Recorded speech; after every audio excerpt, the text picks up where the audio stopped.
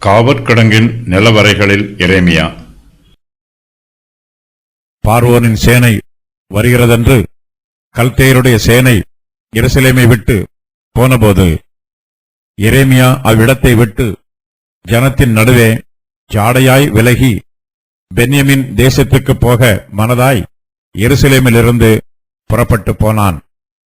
அவன் பென்யமின் வாசலில் வந்தபோது காவற்சேர்வையின் அதிபதியாகிய எரியா என்னும் நாமமுள்ள ஒருவன் அங்கே இருந்தான். அவன் அனனியாவின் குமாரனாகிய சிலேமியாவின் மகன். அவன், நீ கல்தேயரை சேரப்போகிறவன் என்று சொல்லி எரேமியா தீர்க்கதரிசியை பிடித்தான். அப்பொழுது எரேமியா, அது பொய், நான் கல்தேயரை சேரப்போகிறவன் அல்ல என்றான். ஆனாலும் எரியா எரேமியாவின் சொல்லை கேளாமல் அவனை பிடித்து பிரபுக்களிடத்தில் கொண்டு போனான். அப்பொழுது பிரபுக்கள் எரேமியாவின் பேரில் கடுங்கோபம் கொண்டு அவனை அடித்து அவனை சம்பிரதியாகிய யோனத்தானுடைய வீட்டில் காவற்படுத்தினார்கள். அவர்கள் அதை காவற்கூடமாக்கியிருந்தார்கள். அப்படியே எரேமியா காவற்கிடங்கின் நிலவரைகளில் பிரவேசித்து அங்கே அநேக நாள் இருந்தான். எரேமியா தீர்க்கதரிசியின் புஸ்தகத்தில் அவருடைய வாழ்க்கை சரித்திரம் அதிகமாய் எழுதப்பட்டிருக்கிறது.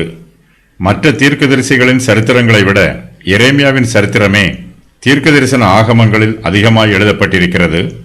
எரேமியா இப்போது எருசலேம் நகரத்தில் இருக்கிறார். கல்தேயர்கள் எருசலேம் நகரத்தை முற்றுகை போட்டிருக்கிறார்கள். பார்வோனின் சேனை எருசலேமுக்கு உதவியாக வருகிறது என்பதை கல்தேயர்கள் கேள்விப்படுகிறார்கள். இதன் நிமித்தமாய் கல்தேயர்கள் எருசலேமை விட்டு நீங்கி போகிறார்கள். கல்தேயர்கள் எருசலேமை விட்டு நீங்கி போன போது எரேமியா அவ்விடத்தை விட்டு ஜனத்தின் நடுவே ஜாடையாய் விலகி பென்யமின் தேசத்திற்கு போக மனதாய் எருசலேமில் இருந்து புறப்பட்டு போகிறார். எரேமியா பென்யமின் தேசத்திற்கு போய்விட வேண்டும் என்று தீர்மானமாய் இருக்கிறார். எருசலேம் நகரத்திற்கு விரோதமாக கல்தேயரின் முற்றுகை விலக்கிக் கொள்ளப்பட்டிருக்கிறது. எரேமியா இந்த சூழ்நிலையை பயன்படுத்தி பென்யமின் தேசத்திற்கு போகிறார். எரேமியா எருசலேம் நகரத்தில் பிரபலமானவர். அவரால் அங்கு வசதியாக வாழ முடியும்.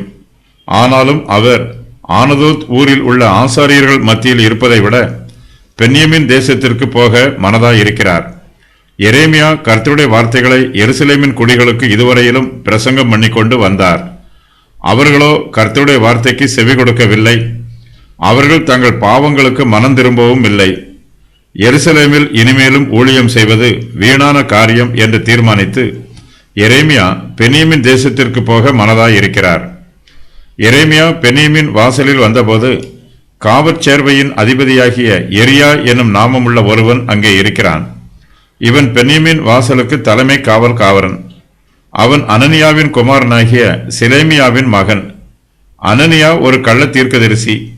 எரேமியாவுக்கும் அனனியாவுக்கும் விரோதமாக ஏற்கனவே வாக்குவாதம் உண்டாயிருக்கிறது. அப்பொழுது அனனியா என்கிற தீர்க்கதரிசி எரேமியா தீர்க்கதரிசியின் கழுத்தில் இருந்த நுகத்தை எடுத்து அதை உடைத்து போட்டான். எரேமியா 28:10.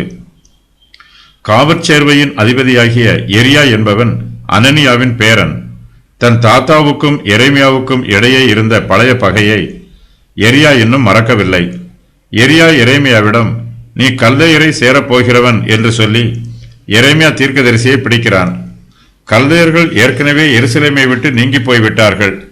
ஆனால் எரியாவோ எரேமியாவின் மீது, நீ கல்தேயரை சேரப்போகிறவன் என்று பொய்யாய் குற்றம் சொல்லுகிறான். இந்த குற்றச்சாட்டில் உண்மையில்லை. எரேமியா தன்னுடைய நிலைமையை எடுத்துச் சொல்லுகிறார். எரேமியா தீர்க்கதரிசி எரியாவிடம், அது பொய், நான் கல்தேயரை சேரப்போகிறவன் அல்ல என்று தன்னுடைய வாதத்தை எடுத்துச் சொல்லுகிறார். தான் ஒரு குற்றமும் செய்யவில்லை என்று சொல்லி எரியா தன் மீது சொல்லும் குற்றச்சாட்டை எரேமியா மறுக்கிறார். தான் கல்தேயரை சேரப்போவதில்லை என்றும் பென்யமின் தேசத்திற்கு போக மனதாய் இருப்பதாகவும் எரேமியா சொல்லுகிறார். ஆனால் எரியாவோ எரேமியாவின் சொல்லை கேட்கவில்லை. அவன் எரேமியாவை பிடித்து பிரபுக்களிடத்தில் கொண்டு போகிறான். பிரபுக்கள் எரேமியாவின் பேரில் கடும் கோபம் கொள்கிறார்கள்.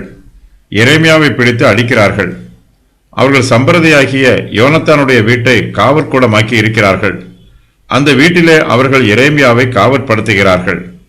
எரேமியா அந்த காவற்கிடங்கின் நிலவரைகளில் பிரவேசித்து அங்கே அநேக நாள் இருக்கிறார். எரியா எரேமியாவை பிடித்து விசாரிக்கும் போது, நான் கல்தையரை சேரப்போகிறவன் அல்ல என்று தன் மீது சொல்லப்பட்ட குற்றச்சாட்டை எரேமியா மறுக்கிறார். எரேமியா ஒரு தீர்க்கதரிசி. அவர் இந்த சூழ்நிலையில் கர்த்தருடைய வார்த்தையை அவர்களுக்கு சொல்லி இருக்க முடியும். ஆனால் அவர்களோ கர்த்தருடைய வார்த்தைக்கு செவி கொடுக்காதவர்கள். அவர்களுக்கு கர்த்தருடைய வார்த்தையை சொல்லி கர்த்தருடைய நாமத்தை வீணிலே வழங்க எரேமியா விரும்பவில்லை.